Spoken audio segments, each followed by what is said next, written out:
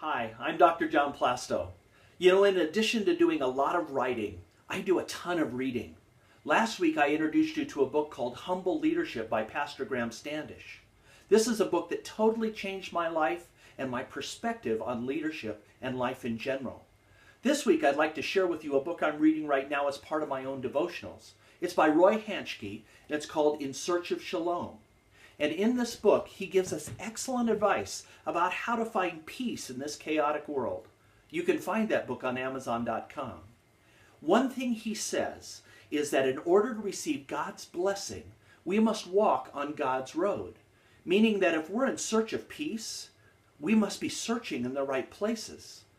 Peace isn't found where God isn't traveling. We must be on His road.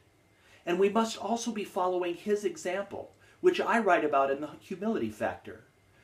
Living a life of humility, walking on the humility road, and putting others' needs ahead of our own. In leadership theory, that's called servant leadership. And Jesus was the greatest example of that of all time. Most of us would admit that we would love to find more peace in our lives, more shalom. We find it on God's road, the humble road, the servant road. Think about that today. Thanks for listening.